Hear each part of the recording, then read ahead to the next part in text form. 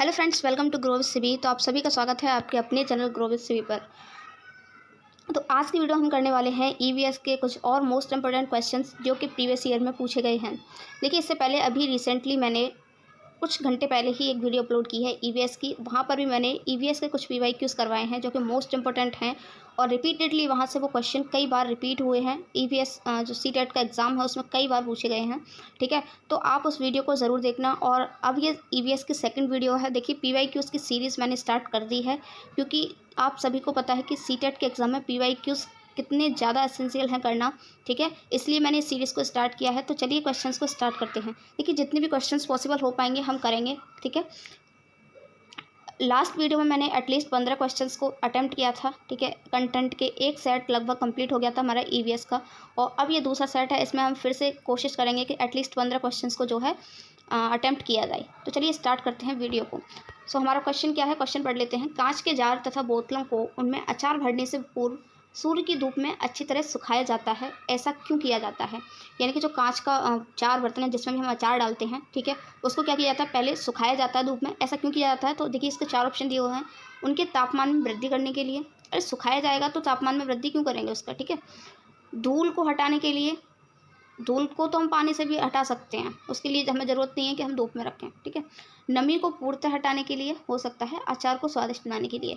तो इसका right answer है ऑप्शन नंबर सी, नमी को पूर्णतः हटाने के लिए। देखिए, अगर उसमें थोड़ा सा भी पानी रह जाएगा और अगर आप अचार डाल देते हैं, उसमें थोड़ी सी भी नमी रह जाएगी, तो आपका जो अचार है वो क्या हो जाएगा, ख़राब हो जाएगा, यानी कि सड़ जाएगा। इसलिए उसको सबसे पहले धूप में अच्छी तरह सुखाया जाता है, जिससे जो कांच का जो भी जार या बोतल जिसमें भी आप अचार डालने वाले हैं उसमें बिल्कुल भी नमी ना रहे।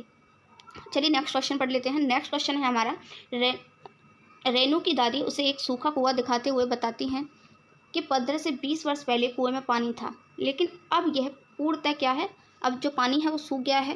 कुएं में पानी सूखने के क्या कारण हो सकते हैं? देखिए, जब मैंने आपको क्लासेस करवाई थी, ठीक है, मैं प्रीवियस वीडियो में भी मैंने आपको बताया है कि आप जो है उन 6 वीडियोस को ज़रूर देखें। अगर आप उन 6 वीडियोस को देखते हैं तो 100% आप ये पीवाईक्यूज़ कर पा रहे होंगे। ठीक है, वहाँ पर मैंने कुएं के जो पानी है उनके सूखने का कुछ रीजंस बताया है कि आजकल जो पानी है वो ज़मीन में क्यों सूख रहा है। ठीक है, तो ऑप्शंस पढ़ लेते हैं। पेड़ों, कुएं तथा उनके आसपास के स्थान की मिट्टी को अब सीमेंट से ढक दिया गया है। ओके, नेक्स्ट ऑप्शन क्या है वो भी देख लेते हैं। आसपास के इलाके में बहुत सारे बोरिंग पंप लग गए हैं। ठीक है, प्रत्येक व्यक्ति के घर में अब नल होने के कारण कोई भी कुएं का प्रयोग नहीं करता है। ओके, अब देखिए, इसमें 4 ऑप्शंस दिए हुए हैं, हमें ये देखना है कौन सा सही है, पहला और दूसरा, केवल तीसरा, केवल पहला या केवल दूसरा। तो देखिए, पहला ऑप्शन बिल्कुल सही है कि जितने भी पेड़ या कुएं थे, ठीक है, उनके आसपास की जो पेड़ लगा हुआ है, इसके आसपास की जो मिट्टी है, अगर इसको जो हम सीमेंट से कवर कर देंगे तो अंडरग्राउंड में क्या होगा, पानी जाएगा ही नहीं, और पानी जाएगा ही नहीं तो जो पानी है वो आएगा कहाँ से? ठीक है, आसपास के इलाके में बहुत सारे बोरिंग पंप लग गए हैं। हाँ, देखो, बोरिंग पंप लग गए हैं, उससे क्या है कि लोगों के पास भरपूर पानी की व्यवस्था हो गई। जब उनका मन करता है तब वो समर वगैरह चला लेते हैं और पानी को जो है यूटिलाइज़ नहीं कर रहे हैं, वेस्ट कर रहे हैं, क्योंकि उनके पास पानी की कमी नहीं है, भरपूर उनके पास पानी उपलब्ध है, जिसकी वजह से भी पानी की कमी हो रही है, जिसकी वजह से भी कुएँ वगैरह सूख रहे हैं। ठीक है, तो यहाँ पर मुझे ऑप्शन नंबर 1 और 2 बिल्कुल सही लग रहा है, तो option A is correct. Okay, बाकी लास्ट ऑप्शन देख लेते हैं। प्रत्येक व्यक्ति के घर में अब नल होने के कारण कोई भी कुएं का प्रयोग नहीं करता है। तो ऐसा नहीं है, हर व्यक्ति के घर पर नल वगैरह नहीं है। ठीक है, अब हम देख लेते हैं और नेक्स्ट क्वेश्चन क्या है हमारा, बगुला भैंस पर बैठता है, यानी कि जो बगला पक्षी है वो भैंस पर बैठता है, क्यों बैठता है उसका रीज़न आपको बताना है। बगला तथा भैंस में सहजीवी का संबंध है। बगला मनोरंजन के लिए भैंस पर बैठता है। अब मनोरंजन के लिए क्यों बैठेगा? मनोरंजन के लिए तो वो कुछ और भी किसी और पर भी तो बैठ सकता है, भैंस पर ही क्यों बैठता है ना। भैंस बगले को एक स्थान से दूसरे स्थान तक आने जाने में मदद करती है। ऐसा तो नहीं है, वो तो बगला तो उड़ भी सकता है, उड़ के भी कहीं जा सकता है। भैंस ऐसा तो नहीं है कि वो चलने में असमर्थ है, चल ही नहीं पा रहा है तो भैंस उसको लेकर जा रही है, ऐसा नहीं है ना। बगला भैंस को क्या करना चाहता है, डराना चाहता है। भैंस तो इतनी बड़ी होती है, बगला इतना छोटा होता है। ठीक है, बगला भैंस को थोड़ी ना डरा पाएगा, भैंस तब भी डरा सकती है बगले को। तो इसका जो राइट एंड करेक्ट आंसर जो लग रहा है, ऑप्शन नंबर ए इज बिल्कुल करेक्ट है। सहजीवी का मतलब होता है कि ये दोनों क्या है, आपस में एक दूसरे पर निर्भर होना, आश्रित होना। यानी कि आपने देखा होगा, अगर आप गाँव से बिलोंग करते हैं तो आपको पता होगा, जो भैंस होती है उसको बहुत सारे काफ़ी बड़ी होती है भैंस। ठीक है, अब उसकी जो पीछे का पूरी बैक होती है उस पर बहुत सारे कीड़े छोटे छोटे चिपक जाते हैं, जो उसको क्या करते हैं, बहुत ज़्यादा परेशान करते हैं।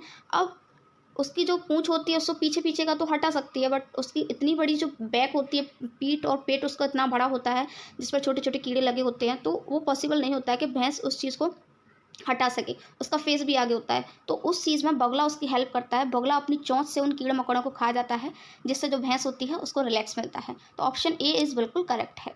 कई बार देखिए ये क्वेश्चन पूछा गया है सीटेट के एग्जाम में, तो एक भी क्वेश्चन को आप ये ना समझें कि वेस्ट है। और देखिए ये वाला क्वेश्चन जो मैंने भी आपको कराया था पानी वाला, कि कुएं में जो पानी सूख रहा है उसका क्या रीज़न है आजकल, है ना। नेक्स्ट क्वेश्चन पर बढ़ते हैं। नेक्स्ट क्वेश्चन है हमारा, निम्न में से जड़ का कौन सा कार्य पौधे के लिए नहीं है, यानी कि कौन सा, आपको इसमें नेगेटिव आंसर ढूंढना है कि कौन सा कार्य है जो पौधे की जो जड़ होती हैं वो नहीं करती हैं। ठीक है, भोजन भंडारित करना, ह्यूमस उपलब्ध कराना, पौधे को सहारा देना, जल तथा खनिजों का अवशोषण करना। अब देखिए जब आप पानी में पेड़ पौधों में जब आप जल देते हो तो क्या होता है, वो जड़ों तक जाता है। ठीक है, तो खनिजों का अवशोषण करता है, ये तो सही है। भोजन या भंडारण या संचित करना, ये भी सही है। पौधे को सहारा देना, बिल्कुल अगर पौधे को अगर आप 3-4 दिन पानी नहीं दोगे तो क्या होगा, पौधा मुरझा जाएगा, पौधे को सहारा नहीं मिलेगा, है ना। तो इसमें जो मुझे गलत आंसर लग रहा है वो है ह्यूमस प्रदान करना। ह्यूमस यानी कि जो खाद वगैरह होती है वो कौन प्रदान करता है, वो हमें मिट्टी प्रदान करती है, सॉइल से मिलता है। तभी तो खेती जो होती है वो सॉइल में मिट्टी में होती है, क्योंकि मिट्टी से क्या मिलता है, ह्यूमस मिलता है। तो इसका जो राइट आंसर है वो ए सी। तो ये तीनों ही ऑप्शन कैसे हैं, जड़ के कार्य हैं, और जो बी ऑप्शन है वो जड़ का कार्य नहीं है, और इसने हमसे नेगेटिव ही पूछा था, तो इसका जो राइट आंसर है वो ऑप्शन बी हो जाएगा। नेक्स्ट क्वेश्चन पर चलते हैं, क्वेश्चन नंबर 76। कर्णम मल्लेश्वरी के विषय में नीचे दिए गए कथनों पर विचार कीजिए। यानी कि कुछ स्टेटमेंट, कुछ कथन कर्णम मल्लेश्वरी के बारे में दिए गए हैं, हमें बताना है कि कौन कौन से स्टेटमेंट उसमें से सही हैं। तो वह कौन थी, अंतर्राष्ट्रीय ख्याति प्राप्त भारोत्तोलक यानी कि वेट लिफ्टर थी। ठीक है, वह कर्नाटक की है। Next option okay. उसने अपने नाम से बहुत से रिकॉर्ड बनाए हैं, वह 130 किलोग्राम तक का भार उठा सकती थी। नेक्स्ट ऑप्शन और पढ़ लेते हैं। नेक्स्ट ऑप्शन है हमारा, जब वह 12 वर्ष की थी तभी से वह भार उठाने का क्या करती थी, अभ्यास करने लगती थी। तो देखिए ऑप्शन नंबर इसमें जो सेकंड ऑप्शन स्टेटमेंट है या कर्नाटक की है, ये तो बिल्कुल रॉन्ग हो जाएगा। मैंने आपको सीधा सीधा बताया था, कर्णिम मल्लेश्वरी जो है कहाँ से बिलोंग करती हैं, ये करती हैं आंध्र प्रदेश से। तो ऑप्शन नंबर 2 तो बिल्कुल गलत है। ऑप्शन नंबर 1 करेक्ट है। ये कौन थी, एक वेट लिफ्टर थी इंटरनेशनल लेवल पर, और इन्होंने कितने 29 मेडल जीते हुए थे। और मैंने आपको एक चीज़ और बताई थी जब इनके बारे में पढ़ाया था कि ये 130 किलोग्राम तक का वेट उठा सकती हैं, तो ये भी करेक्ट है। और इस चीज़ का जो प्रैक्टिस थी, जो अभ्यास था, वो ये कब से कर रही थी, जब से ये 12 वर्ष की थी तब से इसका अभ्यास कर रही थी। तो option number 1, 3, 4 is the right. देख लेते हैं 1, 3, 4 किस में है। तो ऑप्शन नंबर बी, इसमें आपके 3 ऑप्शन दिए हुए हैं, तो ऑप्शन नंबर बी यहाँ पर बिल्कुल करेक्ट हो जाएगा। नेक्स्ट क्वेश्चन आप हम देख लेते हैं। नेक्स्ट क्वेश्चन है सीढ़ीदार कुएं के बारे में। नेक्स्ट क्वेश्चन, सीढ़ीदार कुएं अथवा बावड़ी, जिसको हम बावड़ी बोलते हैं, बावड़ी नहीं होता, बावड़ी से संबंधित निम्नलिखित कुछ कथन दिए गए हैं, यानी कि कुछ स्टेटमेंट हैं जो बावड़ी के बारे में दिए गए हैं। हमें देखना है कि कौन से जो है स्टेटमेंट सही हैं। जो बावड़ी हैं वो जल भंडारण तथा संरक्षण की पारंपरिक व्यवस्था है, यानी कि ट्रेडिशनल थिंग है, यानी कि पुराने ज़माने में इसमें जो जल था वो इसी में स्टोर किया जाता था। ठीक है, संरक्षण किया जाता था। ठीक है, बिल्कुल सही है ये। सामुदायिक स्रोत के रूप में उनका प्रयोग होता था, ये भी बिल्कुल सही है। जो समुदाय के लोग होते थे, मान लीजिए एक कॉलोनी या एक गांव के जो लोग हैं, वो बावड़ी का यूज़ करते थे किसके, पानी के लिए। ठीक है, उनका निर्माण मुख्यतः वर्षा रहित राज्यों में होता था। बिल्कुल सही है, जहाँ पानी की बहुत ज़्यादा कमी होती थी वहाँ बावड़ी का यूज़ किया जाता था पानी को स्टोर करने के लिए। ठीक है, नेक्स्ट ऑप्शन क्या है, उनमें केवल संदूषित जल होता था, यानी कि बेकार जल होता था, गंदा पानी होता था। तो ये बिल्कुल गलत है, गंदा पानी नहीं होता था, उसमें काफ़ी अच्छा पानी होता था, और वो पानी स्टोर करके रखा जाता था उन राज्यों में जहाँ पर जो है पानी की कमी होती थी। ठीक है, तो 1, 2 एंड 3 इज़ करेक्ट। इसमें देख लेते हैं 1, 2, 3 किस में दिया हुआ है। तो option number B, option number B यहाँ पर बिल्कुल करेक्ट हो जाएगा। अब देख लेते हैं हम नेक्स्ट क्वेश्चन। तो नेक्स्ट क्वेश्चन क्या है, वर्ली। वर्ली एक पारंपरिक कला का प्रकार है। ठीक है, तो वर्ली नामक स्थान किस राज्य में है। ये गलत थोड़ा सा क्वेश्चन गलत है यहाँ पर। वर्ली क्या है, एक ट्रेडिशनल आर्ट है। तो इन्होंने ये पूछा है कि ये जो वर्ली है, ये कला है, ये किस राज्य में है। ठीक है, तो ये है हमारी महाराष्ट्र में। कहाँ पर है, महाराष्ट्र में। आप याद रखना, इस बार आर्ट से काफ़ी क्वेश्चन पूछे गए हैं और आपको ये क्वेश्चन याद रखना है। नेक्स्ट क्वेश्चन देख लेते हैं, तमिलनाडु। एक बार वर्ली के बारे में आप अगर पढ़ना चाहते हैं तो आप पढ़ सकते हैं। ठीक है, वर्ली क्या है, चित्रकारिता की एक पारंपरिक कला है। यह वर्ली नामक आदिवासी समुदाय की कला है। यह जनजाति महाराष्ट्र में रहती है तथा वह स्थान भी वर्ली के नाम से जाना जाता है। यह मुंबई के पास स्थित है। यह जनजाति पश्चिमी भारत की सबसे बड़ी जनजाति है। ठीक, नेक्स्ट क्वेश्चन अब हम पढ़ लेते हैं, जो कि है आपका मैप से। और मैंने कल नहीं, अभी रिसेंटली जब आपको वीडियो में कुछ क्वेश्चंस कराए थे, तो वहाँ पर मैंने आपको बताया था कि आप एक बार मैप बहुत अच्छे से कर लेना, क्योंकि मैप से क्वेश्चंस आते ही आते हैं। अब देखिए, इस सेट में फिर से मैप से क्वेश्चन पूछा गया है कि तमिलनाडु के निकटवर्ती या समीपवर्ती राज्य बताइए। अभी देखिए, उसमें क्या पूछा था, उसमें पूछा था जम्मू कश्मीर के जो निकटवर्ती या पड़ोसी राज्य हैं वो बताइए। यहाँ पूछ लिया तमिलनाडु के। तो इसके लिए आपको इंडिया का मैप बहुत अच्छे से याद होना चाहिए, पता होना चाहिए, तभी आप कर पाओगे। अब आपको इसके लिए पता होना चाहिए तमिलनाडु कहाँ पर है, तमिलनाडु के आसपास कौन कौन से स्टेट्स हैं। ठीक है, फिलहाल मैं आपको इसका आंसर बता देती हूँ। इसका आंसर है option number A, Kerala, Karnataka और आंध्र प्रदेश। बाकी आप इसको मैप में भी देख सकते हैं। लास्ट वाली वीडियो में मैंने आपको मैप पर अच्छे से दिखाया था कि किस तरीके से आप देख सकते हैं। आप चाहें तो अभी मैं इसको मैप पर भी आपको दिखा देती हूँ। अब देखिए, ये है इंडिया का मैप, पूरा भारत का मैप। ठीक है, इसमें पूछा था, तब उस वाले क्वेश्चन में पूछा था जम्मू कश्मीर के, और अभी इन्होंने पूछा है तमिलनाडु के। तो सीधा हम चलते हैं तमिलनाडु के पास। तमिलनाडु है हमारा सबसे नीचे। ठीक है, तो तमिलनाडु ये है, इसके आसपास देख लेते हैं कौन कौन से राज्य हैं। तो पहला है हमारा केरल, ठीक है, दूसरा है हमारा कर्नाटक और तीसरा है हमारा आंध्र प्रदेश। यानी कि 3 स्टेट्स ऐसे हैं जो तमिलनाडु के निकटवर्ती, यानी कि हम कह सकते हैं पड़ोसी जो राज्य हैं वो हैं। ठीक है, तो ये हमारा करेक्ट आंसर है। अब देखिए, नेक्स्ट क्वेश्चन है, निम्न में से किसकी सुनने की शक्ति इतनी तीक्ष्ण होती है, यानी कि इतनी तेज होती है कि वह वायु से पत्तों के हिलने की ध्वनि और घास पर किसी जानवर जो है उसके चलने की ध्वनि में अंतर कर सकता है। तो इसके बारे में मैंने आपको बताया था, एक जानवर है वो है बाघ। बाघ देखिए, इतना उसकी जो सुनने की पावर होती है वो इतना तेज होती है कि वो जो है कि हवा से पत्ते हिल रहे हैं या फिर वहाँ पर कोई जानवर है, उसका कोई शिकार है, इस चीज़ को वो इस चीज़ में भी अंतर जो है कर लेता है। उसकी जो सुनने की शक्ति है वो इतनी तेज़ होती है। तो इसका राइट आंसर हो जाएगा बाघ। अब देखिए, यहाँ पर बाघ के बारे में थोड़ी बात और बता देती हूँ आपको। बाघ जो होता है जब घुर्राता है तो उसके घुर्राने को 3 किलोमीटर की दूरी तक सुना जा सकता है। कितनी दूरी तक? 3 किलोमीटर की दूरी तक उसके घुर्राने को सुना जा सकता है। और जब वो घुर्राता है तब भी अलग अलग आवाज़ें निकालता है। जैसे जब वो शिकार के लिए घुर्रा रहा है तो उसकी आवाज़ अलग होगी, ठीक है, अपनी बाघिनी को बुला रहा है तो उसके लिए आवाज़ अलग होगी।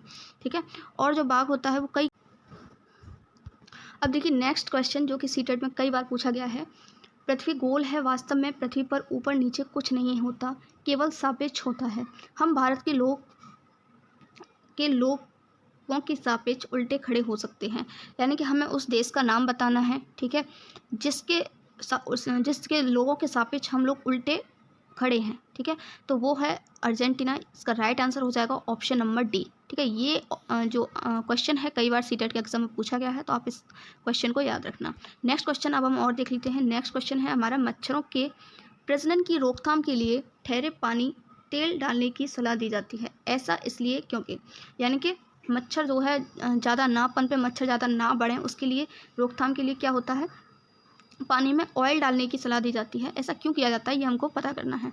तो तेल क्या करता है, ऑक्सीजन की आपूर्ति को काट देता है, जिससे मच्छरों का प्रजनन खत्म हो जाता है, यानी कि मच्छर और ज़्यादा नहीं पनपते हैं। ठीक है, नेक्स्ट ऑप्शन है, मच्छरों को तेल द्वारा विकर्षित किया जाता है। थर्ड ऑप्शन है, मच्छर तेल द्वारा मर जाते हैं। और लास्ट ऑप्शन है, मच्छर तेल की परत में फंस जाते हैं। तो इसमें से सबसे राइट और सबसे अच्छा ऑप्शन हमको जो लग रहा है वो है ऑप्शन नंबर ए। तेल क्या कर देता है, ऑक्सीजन की आपूर्ति को काट देता है, और जब उनको मच्छरों को ऑक्सीजन नहीं मिलती है तो वो पनपना बंद कर देते हैं, इसलिए वहाँ पर फिर मच्छर जो है ख़त्म हो जाते हैं और नए मच्छर जो है नहीं पनपते हैं। ठीक है, इसलिए इसका जो राइट आंसर है वो है ऑप्शन नंबर ए।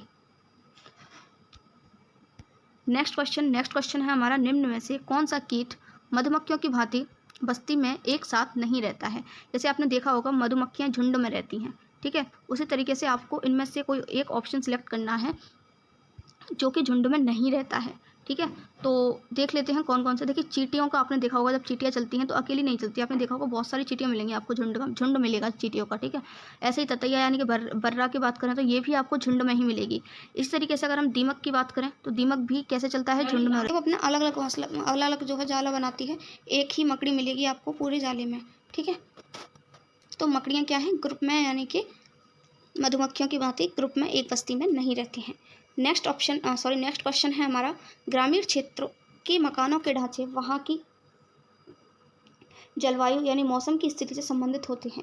एक गांव मकानों के लक्षण नीचे दिए गए हैं, यानी कि किसी गांव के बारे में यहाँ पर बताया गया है और आपको पहचानना है कि वो कौन सा गांव है, ठीक है। और अभी जो वीडियो मैंने आपको करवाई थी वहाँ पर भी मैंने आपको बताया था इसके बारे में। रिपीटेड क्वेश्चन है, ये देख सकते हैं आप कि कितने सारे क्वेश्चन जो है सीटेट में रिपीट होते हैं। अब देखिए क्या है, पढ़ लेते हैं इसके बारे में। मकान मजबूत बांस के खंभों पर बने होते हैं। अंदर से भी मकान लकड़ी से ही बने होते हैं। मकान ज़मीन से लगभग 3 मीटर से 3.5 मीटर ऊंचाई पर होते हैं। और मकान की जो छतें होती हैं वो कैसी होती हैं, ढालू होती हैं, यानी कि एक तो ये लकड़ी की बनी होती हैं, छतें ढालू होती हैं इस तरीके की, ठीक है। और ये जो है ऊंचाई पर बनते हैं, लगभग 3 से 3.5 मीटर की ऊंचाई पर। और ये किस पर बने होते हैं, ये बांस के खंभों पर बने होते हैं। तो इसका ऑप्शन देख लेते हैं पहले हम। तो ऑप्शन है यदि इस गाँव में भारी वर्षा होती है, तो एक और आपको दे दिया है हिंट जिससे आप पहचान सकें। इस गांव में क्या होती है, भारी वर्षा होती है, तो यह गांव किस राज्य में होना चाहिए। इसका राइट आप ऑप्शन जो है वो है असम। आई होप कि आप सभी ने बिल्कुल सही किया होगा। असम आंसर इसका बिल्कुल सही। मैंने आपको अभी थोड़ी देर पहले वीडियो में बताया था कि असम में क्या होती है, काफ़ी तेज़ बारिश होती है, जिसकी वजह से वहाँ पर जो घर हैं उस 3 से 3.5 मीटर ऊँचे बनाए जाते हैं, जिससे जो घर हैं वो बारिश में क्या हो, डूब ना जाएँ, ठीक है। और वहाँ पर जो है कैसी ढालू छत बनाई जाती है, जिससे अगर वहाँ पर बारिश जो होती है, ठीक है, तो बारिश की जो बूंदें वगैरह होती हैं, पानी इकट्ठा ना हो नीचे, इस तरीके से गिरता जाए, ठीक है, घरों पर पानी इकट्ठा ना हो। नेक्स्ट क्वेश्चन है अब हमारा, कुड़ुक कहाँ के लोगों की भाषा है।